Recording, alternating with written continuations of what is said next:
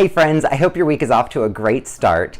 If you've been on the channel for a while, you know that I'm a huge fan of cookies. I've got close to a dozen different recipes ranging from my family's Christmas cookies to famous recipes from Bon Appetit like the zebra cookie and the brown butter toffee cookie, and most recently a rainbow shortbread cookie with edible gold paint. So it's a lot of different flavors of cookies, but the one thing they all have in common is that they're baked in the oven. So today I want to switch things up a little bit. So I've got a tube of just plain Pillsbury chocolate chip cookie dough, and I'm gonna cook this every way I could think of. I do new videos every single Wednesday. If you like this one, please be sure to give me a thumbs up and click subscribe.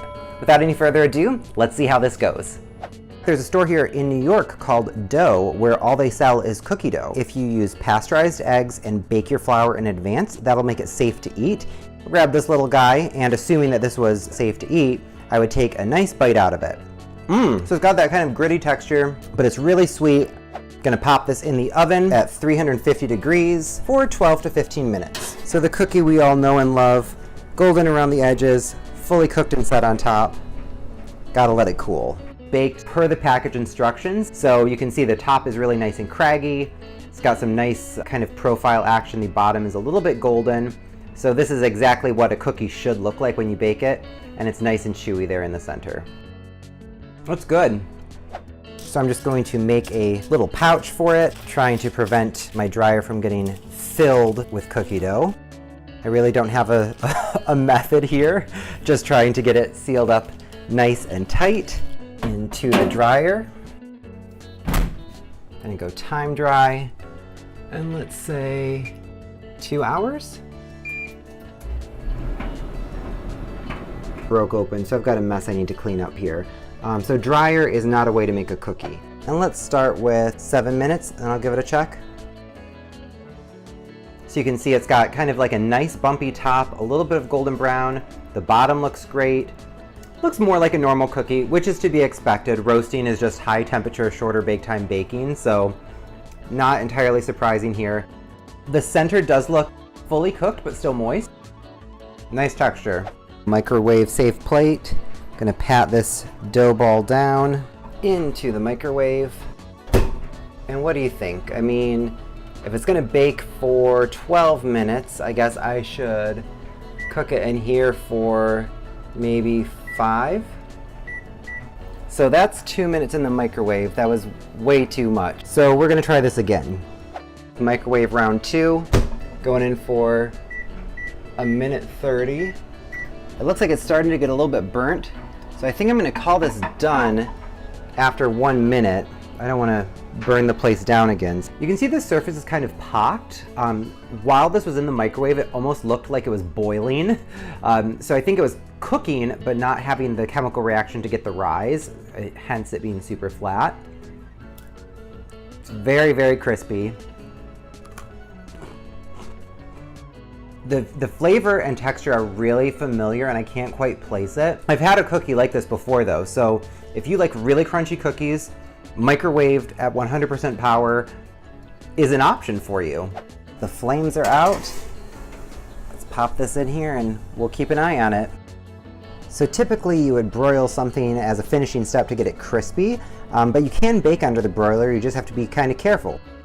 So this was cooked under the broiler as a ball. I didn't smush it down first, so you can see it's very domed up. Being in the broiler for only 3 minutes didn't really give it time to kind of melt and spread out, so I'm expecting this is completely raw inside. Let's see. Oh wow. Okay. Yeah, it's really like doughy in the center, which I like a chewy cookie, so fully cooked on the outside and straight up dough on the inside.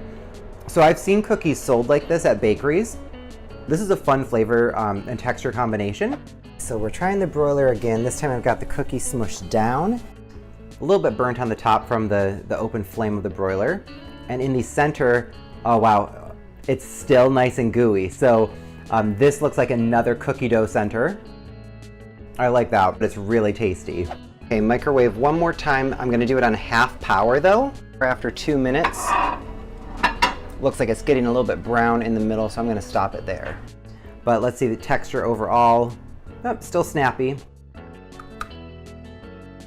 Really similar to the full strength microwave version. Around the edges it is less crispy though. So microwaving on 50% power, I think you have a little bit more control. This is absolutely an option if you like a crispy cookie.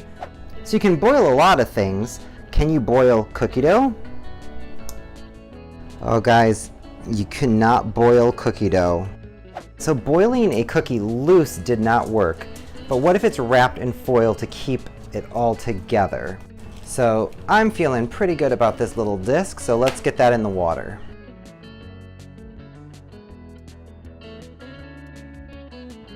Oh, I'm so excited. Oh.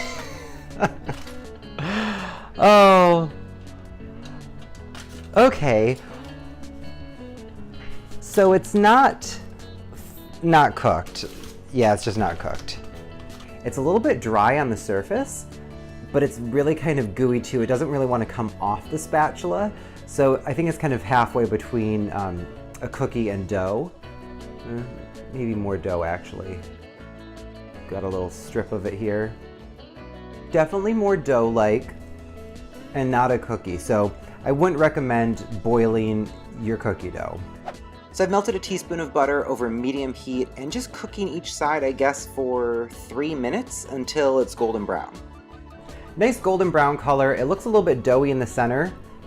Let's see what the break looks like. So it looks kind of chewy. A little bit crumbly too though. So it's cooked. I think this has probably more potential than the oil version, but still not the best way to cook a cookie. So we'll see if the toaster oven does as good a job as a regular oven. So you can see the top is a little bit craggy. Nice profile, golden brown on the bottom. Nice and bendy and chewy. Fully cooked in the center. It's really good. I've got my fryer oiled to 350 degrees. Lots of foam, I can't really tell what's happening in there. I feel like this cookie is just completely dissolved inside the oil. Yeah guys, there is nothing in here. The cookie is totally dissolved, so this is not a great way to cook a cookie. So this is the same protocol as I used in the full-size oven. It's got a lot of golden brown color, maybe a little bit overdone, but not burnt necessarily. Still looks nice and chewy on the inside.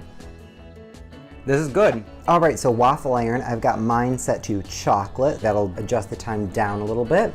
Put it right in the middle there, lid down. That's kind of cute. I mean, it works. So this was using the chocolate waffle setting on my waffle iron. It got a little bit overdone. Let's see how it is in the center. Oh my God. Really, really hard and crumbly. Looks super cooked on the inside. Just all burnt. I wouldn't recommend that. So this was cooked using the residual heat from the chocolate waffle setting on my waffle iron, so the waffle iron was off. The color of it looks pretty good actually. Texture-wise, it looks fully cooked, maybe a little bit dry.